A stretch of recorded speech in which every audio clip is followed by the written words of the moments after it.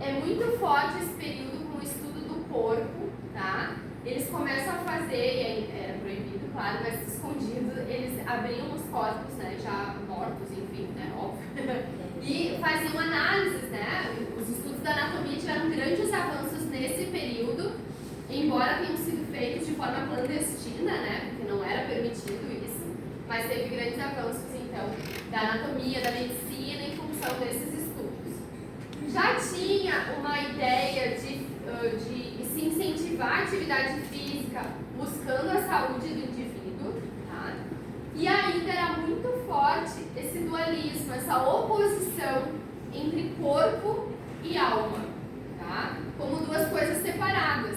Vocês acham que é separado corpo e alma? A gente ainda tem isso muito forte, né? O Ocidente, eu acho que trabalha com essa ideia muito forte de corpo e alma como duas coisas separadas, né? Os orientais já é um pouco diferente, eles já trabalham numa perspectiva mais unificada, né? Corpo e alma é uma coisa só.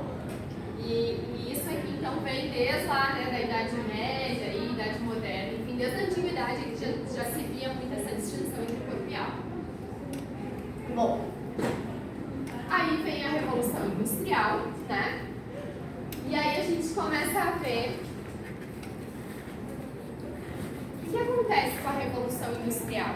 A gente começa a ver uma quantidade muito grande de produtos sendo produzidos em função, né, do avanço aí das tecnologias não, mas do avanço da ciência e das máquinas, né, que começam a produzir mais.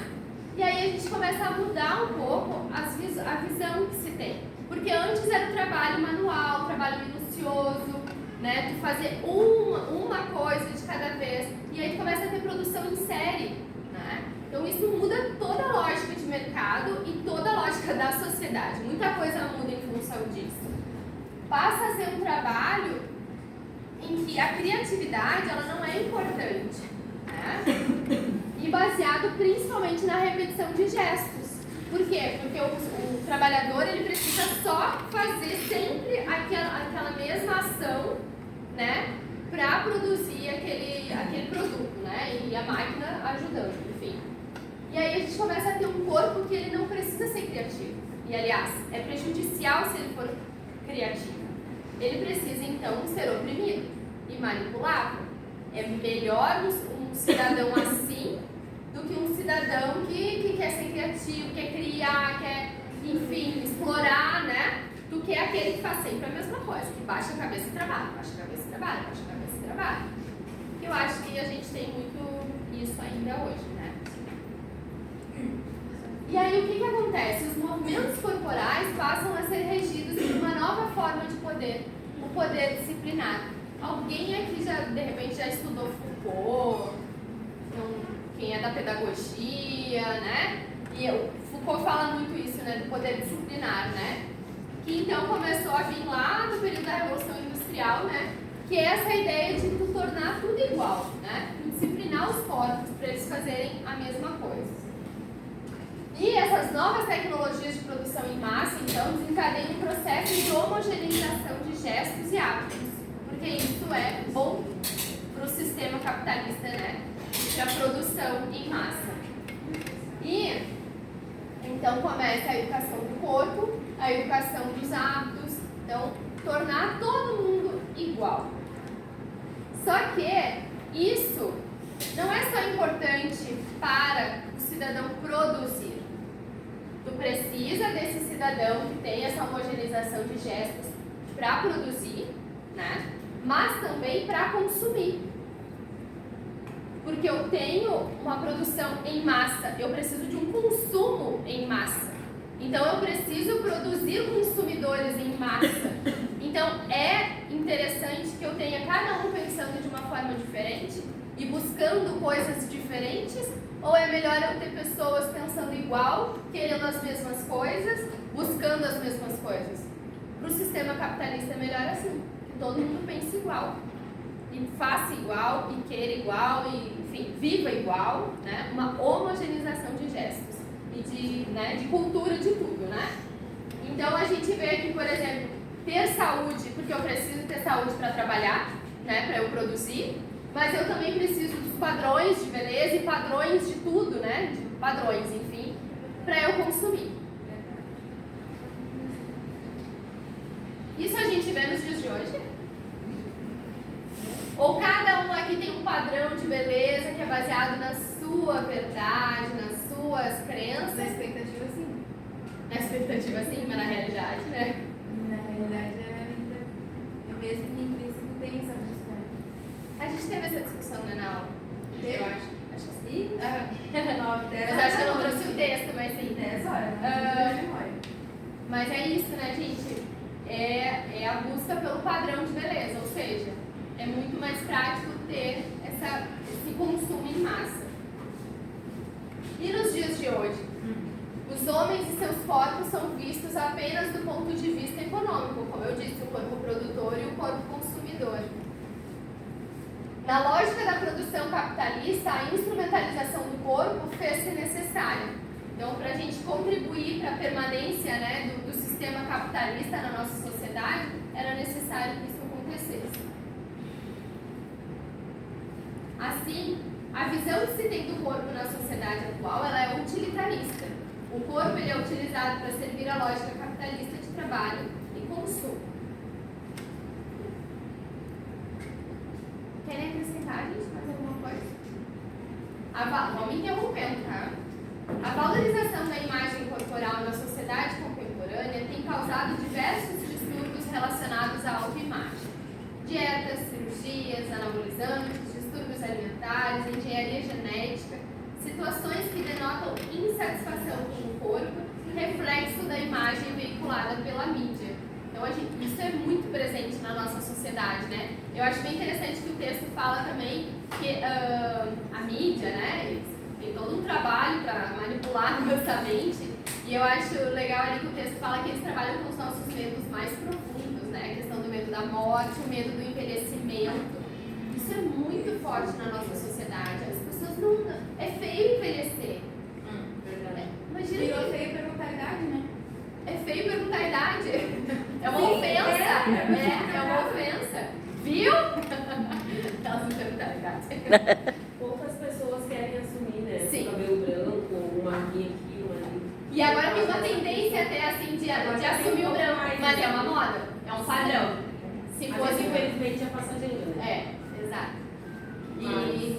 Mas essa coisa do envelhecimento eu acho muito forte, é muito triste, né? Porque seria tão bonito se as pessoas pudessem assumir a sua idade e a gente acha feio.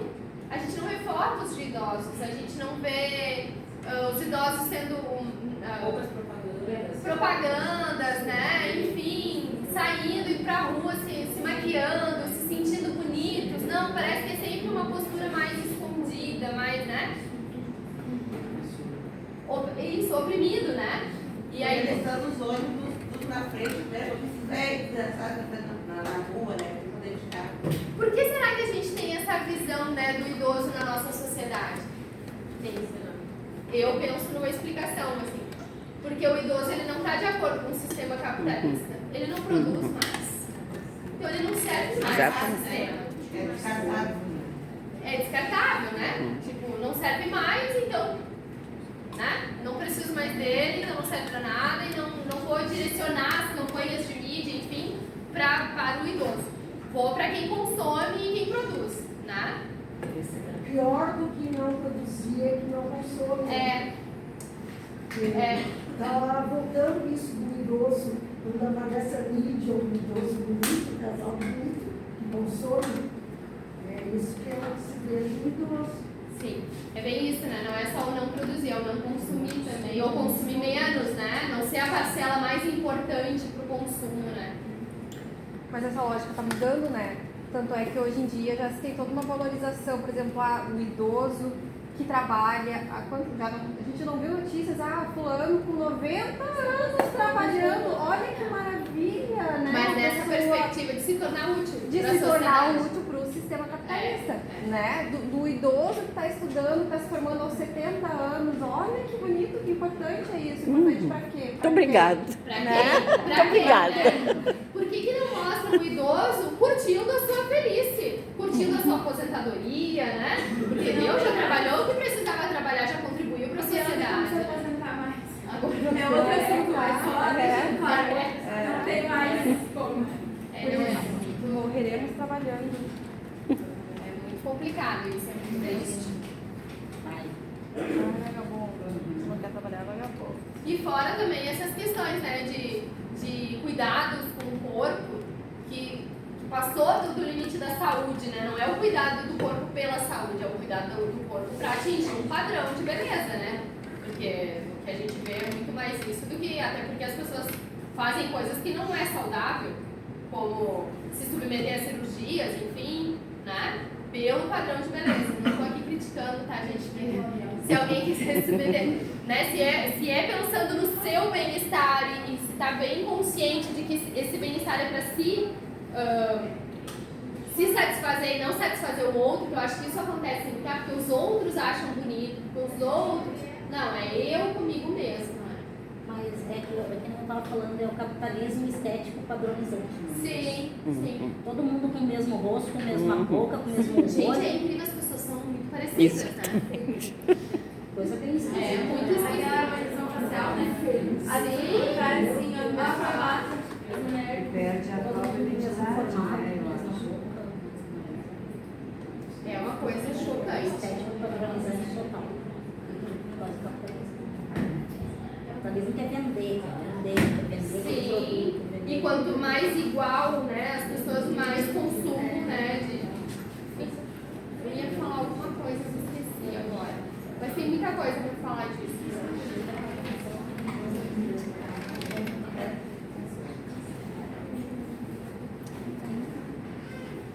Enquanto o pensamento ocidental vem valorizando por muitos e muitos anos a razão como a sua real escudeira, para o pensamento oriental, o conhecimento racional é só um tipo de conhecimento que complementa o intuitivo. Então, lembrando, né, os orientais eles têm um pensamento um pouco diferente do ocidental, né?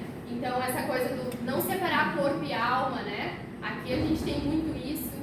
E o conhecimento racional como só mais um tipo, né? Mas tem outros conhecimentos. E eles têm práticas corporais também que são diferentes, né? Que trabalham o corpo e a mente. Por exemplo, Tai Chi Chuan, o yoga, enfim, né? As lutas também. Nunca é o corpo pelo corpo, mas tem todo um embasamento ali em relação às questões mentais, emocionais, enfim. Eu acho que é bem mais interessante do que tu ir para uma academia e trabalhar corpo. E até o respeito pelo idoso. Sim, também, né? Porque eles têm práticas que são bem voltadas. É. A cultura oriental é muito valorizada, o idoso, né? É. Tem outras culturas também. Sim, mas Os índios também valorizam muito o conhecimento do idoso, né? E é interessante porque a gente não vê hoje em dia as crianças, que antigamente tinha essa coisa assim, vai lá, né? Vamos lá na vovó, vamos não sei o quê. Hoje em dia, se vocês não querem saber de vovó, não estão nem aí, né? Porque não é interessante. Não tem a TV lá, o canal que eu gosto de ver, na casa da avó eu não posso pegar o celular, porque ela, né? Então, isso tudo a gente contribui muitas vezes, reproduz, né, esse sistema assim, de não valorizar o nosso idoso. No corpo estão inscritas todas as regras, todas as normas e todos os valores de uma sociedade específica, por ser ele o meio de contato primário do indivíduo com o ambiente que o cerca. E aí eu trouxe algumas imagens, né, para o quanto o corpo fala, né? São imagens de culturas, né, bem diferentes, né, da nossa. Aquele corpo dele fala. Pessoal, a ideia era dar uma resumida no texto, tá? Mas eu acho legal vocês lerem o texto. Eu acho que tem muita coisa pra gente falar também. Acho que vocês também estão cansados, por isso que não vem mais coisas pra gente discutir. Mas é bem interessante, porque a gente vê muito disso na nossa sociedade, essa padronização, assim, de tudo, padrões. Né?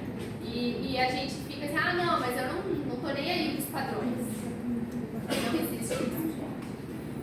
não consegue saber o que é a nossa vontade e o que é a vontade da sociedade, enfim, a pressão da sociedade faz com a nossa vontade. Porque a nossa vontade não é só nossa, é a sociedade que nos cria essas vontades. E é muito difícil separar isso. Então, a gente falou muito de idoso, né? Mas também tem a questão das crianças, assim, e é muito forte isso já desde novinhos, assim, eles já são submetidos a essa pressão social. A imagem, o cabelo, sabe? Eu vejo crianças, os pais levando, mães levando as crianças no salão para alisar cabelo, para fazer unha, sabe? Para estar dentro de um padrão de beleza. É muito feio. Triste. As próprias. Agora, quando você falou dos padrões, crianças que nascem que têm síndrome de Down, e os pais fazem cirurgias nas orelhas das crianças. Porque a orelha de síndrome de Down para tirar o aspecto, né, a característica social.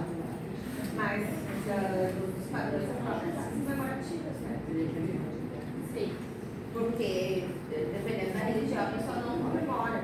Só que como, por exemplo, tu está dentro de uma sala de aula, tem alunos, né? E tu como mãe, por exemplo, tu vai levar o teu filho, por exemplo, o próprio Halloween, né? Sim, o Halloween foi, não sei, foi enfiado goela abaixo. E aí, famílias que não querem se encaixar naquele padrão ali. Mas a escola, né, submete, porque como é que tu vai fazer compra, né, a escola, né? Tu vai excluir o teu filho, né? Mas eu acho muito interessante, porque na minha época de escola não tinha. Meu filho foi dele mesmo. Ótimo! Não, o Halloween foi um bom exemplo mesmo, porque é uma data que não tem nada a ver, não é da nossa cultura, não é da nossa cultura. É a homogeneização, porque eu acho que isso também, a internet, enfim, hoje em dia a gente se comunica, né, com o mundo inteiro, né, através de Instagram, Facebook, enfim, com tudo, né. Então, é uma homogeneização mundial, não é só da nossa cultura aqui no Brasil, é do mundo. E quem é o chefão, né, dos padrões é os Estados Unidos, né, enfim, é o principal, né, que traz toda essa... E o Halloween não é da nossa cultura deles, mas aí todo mundo tem que comemorar o Halloween, né? E ninguém pensa, ninguém reflete sobre isso, assim. Simplesmente começou e... Porque é comércio. É comércio? Natal é comércio. Páscoa, então. As datas Todas foram criadas. Elas são católicas. Viraram datas de O Dia das comércio. Crianças foi a Johnson Johnson que criou. Porque, né, para vender, junto com a... Acho que é uma marca de brinquedos, para vender os brinquedos, né? A marca de brinquedos. Para vender. A padronização, né? Vamos criar uma data. Mas eu agora, eu acho que eu já falei pra vocês, eu tenho um nenê de 1 ano e 1 mês, né? E aí é um absurdo o que tem de coisas assim pra criança, não só de produtos, mas de um marketing. Por exemplo, agora tem o tal do, como é que é, do chá revelação. Aí todo mundo faz chá revelação. Gente, qual a importância do chá revelação? É uma coisa, né? Não sei que idade tem essa família. 20. Chá A minha filha fez chá de revelação logo. Sim. Ela não quis fazer chá de revelação. Meus filhos, eles são... Mas é umas coisas, chá revelação, aquelas fotos de um aninho, que aí eles têm que comer um bolo e tirar foto. Isso é uma coisa, aí tu olha no Instagram, todo mundo faz aquilo ali. Então, onde que tiraram, né? Os meus versários. Gente, eu fiz, era confessar.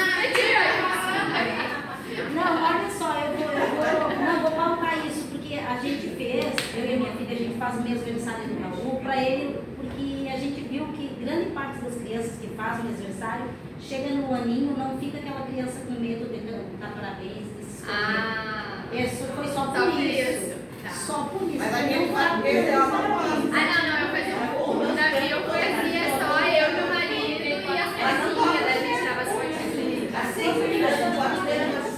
Mas Só por isso. tem um marketing muito forte em cima das crianças, assim.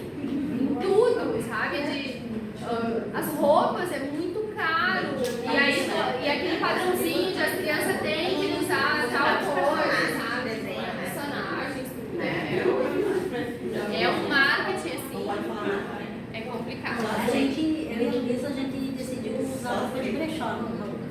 Ah, eu uso direto? Porque é um Porque absurdo. assim, uma roupinha desse tamanho, assim.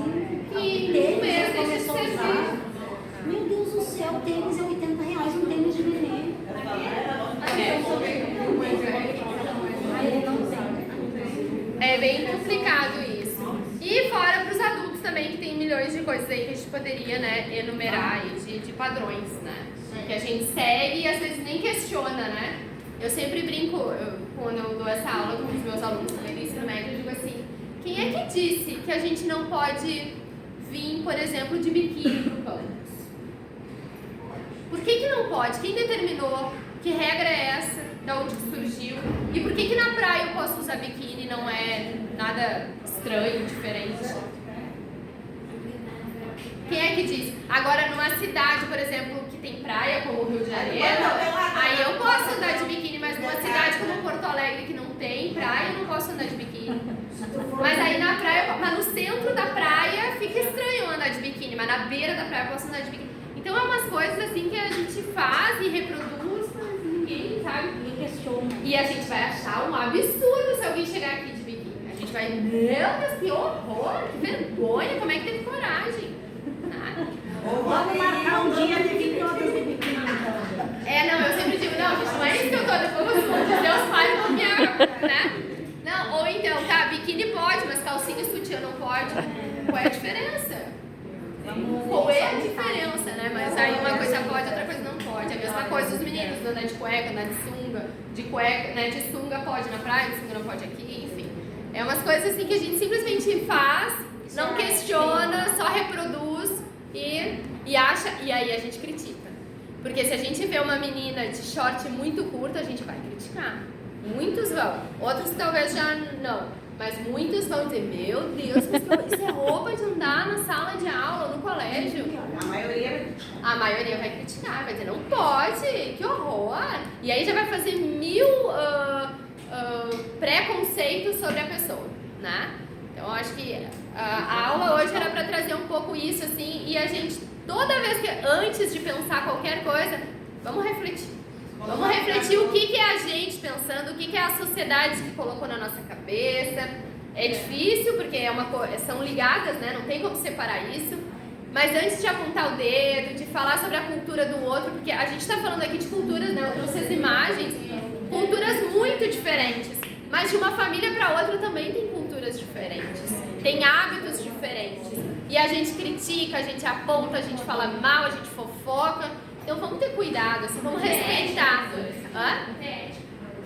Vamos respeitar, né, os outros, vamos respeitar o nosso semelhante, né? Ah, é? O que vocês trabalharam com a Laura? Ah, moral. É um complemento, né? Mas então tá, pessoal, querem complementar? Trazer mais um? Fala. Na próxima, vamos continuar, né? Você tá longo? Conseguiram terminar de ler o texto? Não. Eu fiquei vendo. Ai, que eu vi no celular. Gente, mas o texto tá lá no Siga. O colega aqui, o Marcos falou uma coisa que eu acho que é isso. Que o pessoal tava tentando fazer um cadastro. Não precisa. Recuperar a senha, porque pelo que ele viu ali, todo mundo já tem um cadastro. Já tem, já. Vai recuperar a senha. Hã? Mas eu acho que não precisa, vai recuperar a senha. E conseguir botar. Pastor, como é que é? Bota Siga A IF. No celular? Pode ser no Google. Bota no Google ali, Siga A. SIGAA IFRS. Tá?